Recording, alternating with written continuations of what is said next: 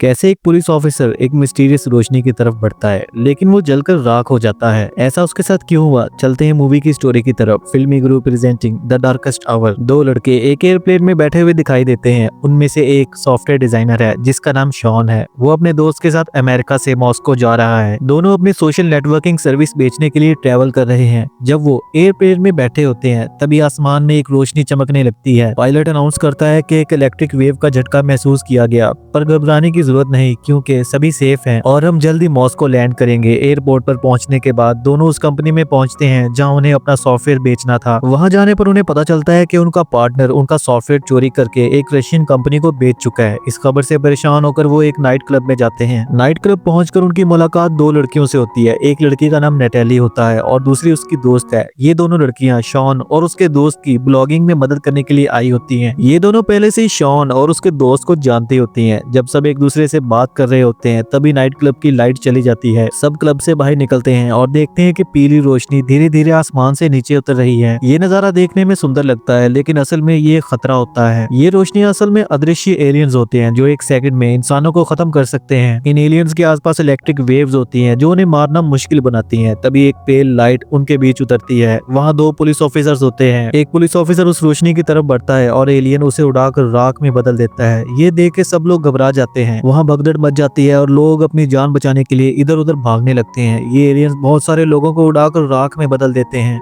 5 लोग, शॉन, उसका दोस्त, दोनों लड़कियां और उनका धोखेबाज बिजनेस पार्टनर वहां से बचकर एक क्लब के स्टोर में छुप जाते हैं। वहां पर खाने के लिए काफी कुछ होता है लेकिन एक हफ्ता ऐसे ही गुजर जाता है। लेकिन डर की वजह से बाहर निकलने की हिम्मत नहीं होती। जब उनका खाना खत्म होने लगता है तो वो अमेरिकन एम्बेसी जाने का प्लान बनाते हैं ताकि अपने देश वापस लौट सकें। जब वो 5 लोग क्लब से बाहर निकलते हैं तो देखते हैं कि पूरा शहर तबाह हो चुका है। आगे बढ़ने पर उन्हें एक औरत मिलती है जो अपने घर को ईंट लगाकर बंद कर रही होती है। वो उन्हें चेतावनी देती है कि यहाँ से आगे चले जाओ वरना वो अदृश्य एलियंस तुम्हें मार डालेंगे। शॉन उस औरत से एम्बेसी का रास्ता पूछता है और वो इशारे से आगे बढ़ने को कहती है। आगे बढ़ने पर उन्हें एक पुलिस वैन दिखाई देती है जिसमें एम्बेसी का मैप मिल सकता है। शॉन और उसका दोस्त वैन से मैप ढूंढ रहे होते हैं। तभी एलियंस वहां पहुंच जाते हैं। शॉन अपने दोस्त से कहता है कार के नीचे छुप जाओ। ये एलियंस इंसानों को एनर्जी के रूप में देखते हैं लेकिन चीजों के दूसरी तरफ नहीं देख पाते। जब एलियंस कार के पास आते हैं तो वो शॉन और उसके दोस्त को नहीं देख पाते और दोनों बच जाते हैं। फिर वो एक मॉल के पास से गुजरते हैं जहाँ एक क्रैश प्लेन दिखता है। प्लेन की बुरी हालत देखकर उन्हें यकीन हो जाता है कि वो यहाँ से प्लेन से नहीं निकल सकते। रात में शहर छोड़ने का प्लान बनाकर वो एक शेल्टर में छुप जाते हैं। शॉन सबको बताता है कि अगर हमें पता करना है कि एलियंस आसपास हैं या नहीं तो एक बल्ब अपने पास रखना होगा। जब मैं पुलिस वैन के पास था तब सायरन और लाइट खुद ही ऑन हो गए थे। इसके बाद नेटेली और शॉन एक ड्रेस रूम में जाते हैं। तभी एलियंस वहां पहुंचते हैं। उनकी गर्दन के आसपास लटका बल्ब ब्लिंक करने लगता है लेकिन शॉन और नेटेली ग्लास डोर के पीछे छुप जाते हैं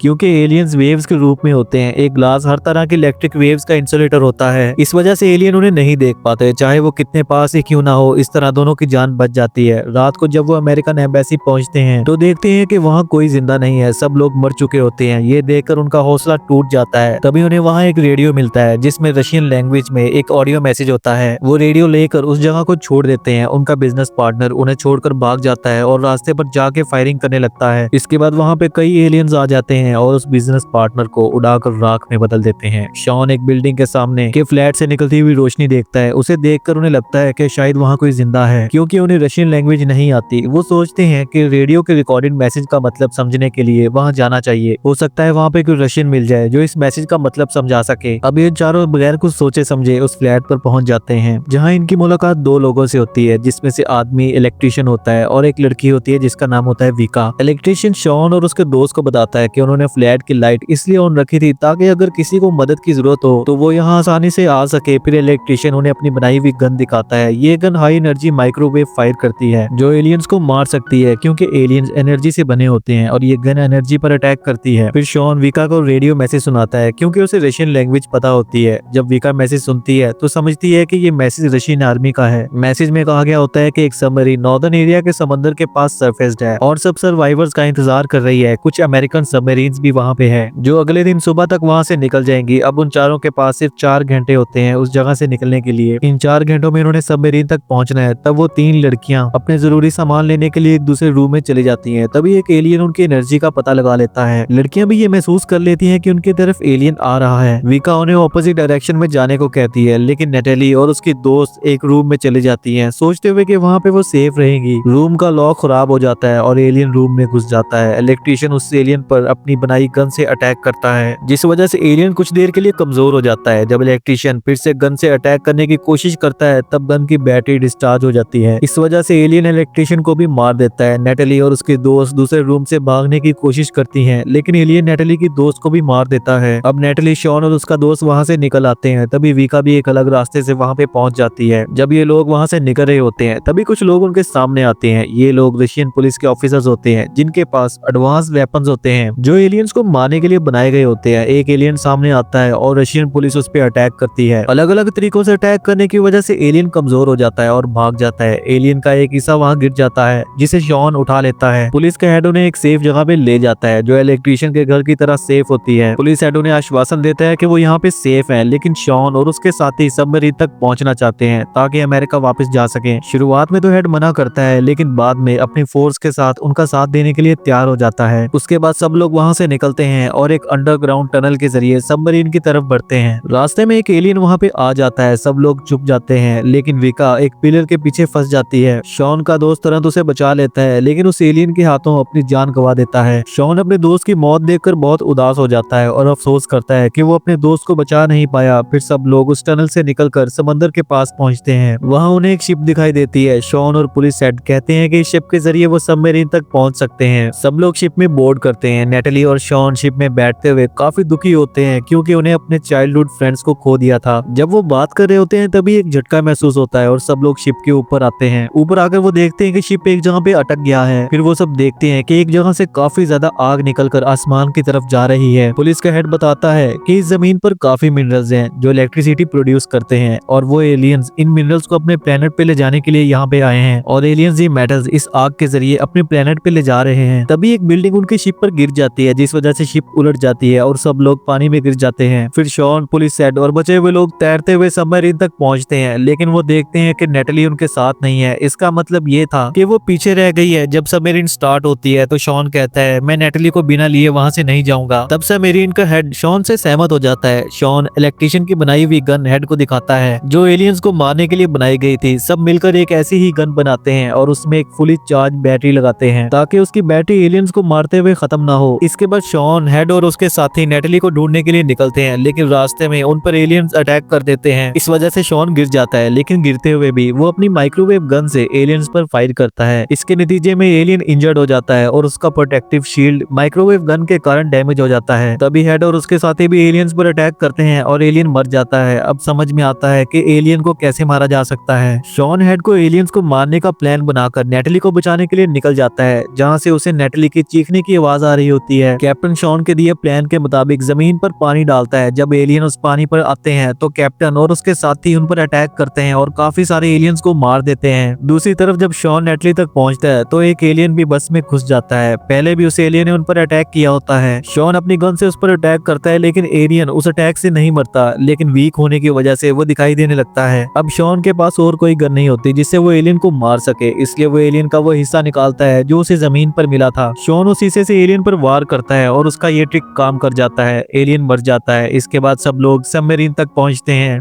लेकिन हेड उनके साथ जाने से मना कर देता है। वो कहता है मॉस्को मेरा शहर है, मैं इसे नहीं छोड़ सकता, मैं यहाँ रहकर मॉस्को की रक्षा करूंगा। वो ये भी कहता है अब हमें पता है कि एलियंस को कैसे खत्म किया जा सकता है, तुम लोग यहाँ से चले जाओ और दूसरों को भी एलियंस को मारने का तरीका बताओ। इसके बाद शॉन, विका और नेटली अपने देश की तरफ निकल जाते हैं और उनके जाते ही यहाँ पे मूवी एंड हो जाती है। दोस्तों, अगर आपको इस मूवी का रीकैप अच्छा लगा तो इस वीडियो को लाइक करके चैनल को सब्सक्राइब कर ले। मिलते हैं नेक्स्ट एक और शानदार मूवी रीकैप के साथ। तब तक take care and good bye.